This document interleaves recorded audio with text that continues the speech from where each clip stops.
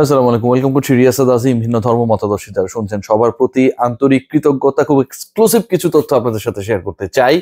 রাতে ঘুমানোর আগে কিংবা আগামীকাল সকালে ঘুম থেকে ওঠার পর যেন এই ব্যাপারগুলো সবাই জানতে পারেন। সিলেট যে ম্যাচটা হারলো এবং সেই পার্টিকুলার ম্যাচে খুলনা জয় তুলে নিল, সেই ম্যাচের আগে দুর্বার রাজশাহী এবারে আসলে সবচেয়ে বিতর্কিত দল, তারা অপ্রতিরোধ্য রংপুর রাইডার্সকে থামিয়ে দিয়েছে।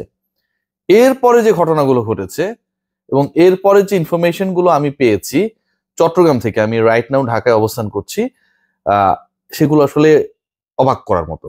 অন্তত 3 থেকে 4টা ঘটনা ঘটেছে, সেই ঘটনাগুলো আপনাদের সাথে শেয়ার করছি। প্রথম ঘটনা যেটা, সেটা হচ্ছে দুর্বার রাজশাহীর যিনি কর্ণধার, যিনি আসলে কোনো ক্রিকেট খেলার নিয়ম টিয়ম জানেন না, বিপিএল কিভাবে পরিচালনা করতে হয় কোনো কিছুই জানেন না, মোটামুটি ফারুক আহমেদ তাকে জোর করে দলটা দিয়ে দিয়েছে। তার মতো শিল্পপতি বাংলাদেশে আসলে খুব বেশি নেই, দল চালানোর জন্য আসলে তার থেকে ভালো বিকল্পও নেই। এই কারণে আবার গ্রুপের নামটা ভ্যালেন্টাইন গ্রুপ। বিপিএল এ ফাইনাল হবে ফেব্রুয়ারি মাসে, ভ্যালেন্টাইন্স ডে এর আশপাশে, সে কারণে তাকে জোর করে দলটা দিয়ে দেওয়া হয়েছে। গতকাল তিনি সরল স্বীকারোক্তি করেছেন যে তিনি আসলে এত কিছু জানেন না, টাকা না দিয়ে খেলানো যায় এটা তিনি জানেন। তিনি আধা ঘন্টার জন্য প্যারোলে মুক্তি পেয়েছিলেন রেডিসন ব্লু থেকে। সিরিয়াসলি, প্যারোলে তাকে মুক্তি দেওয়া হয়েছে। সাধারণত প্যারোলে মুক্তির যে ব্যাপারটা, মানে কেউ যদি জেল হাজতে থাকে তাহলে কোনো এমন একটা সিচুয়েশন হয়েছে, পারিবারিক ভাবে কোনো একটা ঝামেলা তৈরি হয়েছে, কেউ পৃথিবীর মায়া ত্যাগ করে চলে গেছে আত্মীয় স্বজন, তখন প্যারোলে মুক্তি দেওয়া হয়। তো এটা আসলে আনন্দ ভাগাভাগির জন্য মিস্টার শফিককে, ওই যে তিনি 1021 নম্বর রুমে, আজকে তো সকালবেলা থেকে তাকে ডাকা হয়েছিল বহুবার, 2-3 দফা হোটেল কর্তৃপক্ষ ডাকার পরেও তিনি সাড়া দেন নাই। অবশেষে তাকে বার করা গিয়েছিল 1021 নম্বর রুম থেকে। 30 মিনিটের জন্য তাকে বার করা গিয়েছিল, অথবা 30 মিনিটের জন্য আসলে তাকে ওই উদযাপনের সঙ্গী হওয়ার জন্য সুযোগ দেওয়া হয়েছিল। হোটেল কর্তৃপক্ষের বিল পুরোটাই বাকি, অলমোস্ট। প্যারোলে মুক্তি পাওয়ার পর আবার তিনি 1021 নম্বর রুমে, এখন পর্যন্ত যে তথ্য আমার কাছে রয়েছে, সেখানটায় রয়েছেন। সেকেন্ড ইস্যু যেটা, সেটা আরো গুরুত্বপূর্ণ, সেটা হচ্ছে যে তিনি এখন পর্যন্ত পেমেন্ট করতে পারেন নাই, অথচ চট্টগ্রাম পর্ব রাইট নাও ওভার, ঢাকা পর্ব শুরু হবে, দল চেক আউট করবে কাল সকালে। অনেকের ফ্লাইট, স্টাফদের অনেকে আবার নাকি ঢাকার পথে অলরেডি, কিন্তু এখন পর্যন্ত পেমেন্ট করা হয় নাই।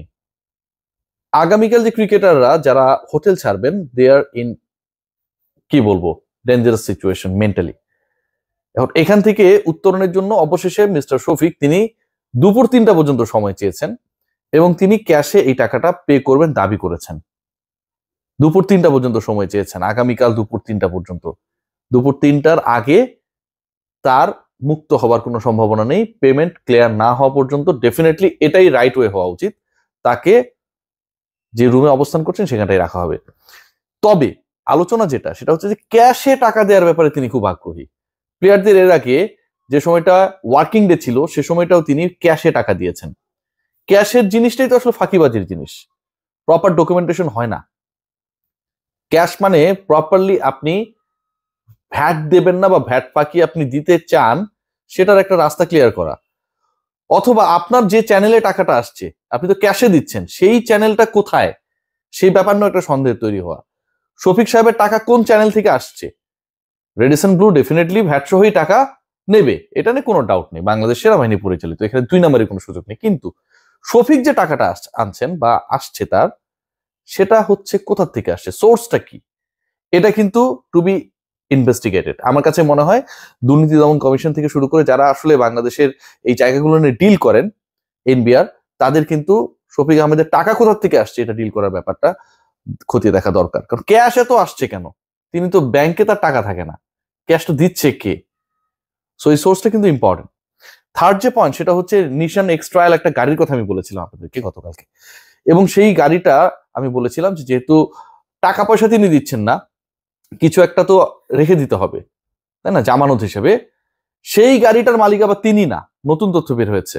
আমি যতটুকু শুনতে পেয়েছি, আমার যে সোর্সগুলো আমাকে যতটুকু ইনফর্ম করেছে, যে যেই নিশান এক্সট্রায়াল গাড়িটা রাখা আছে, সেই গাড়ির মালিক আবার তিনি না, এটা আরেকজনের গাড়ি।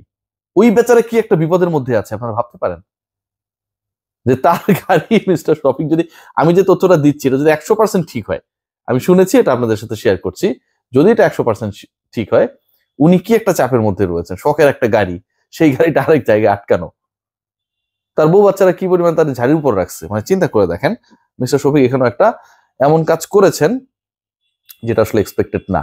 এবার আসুন ঢাকা পর্বে।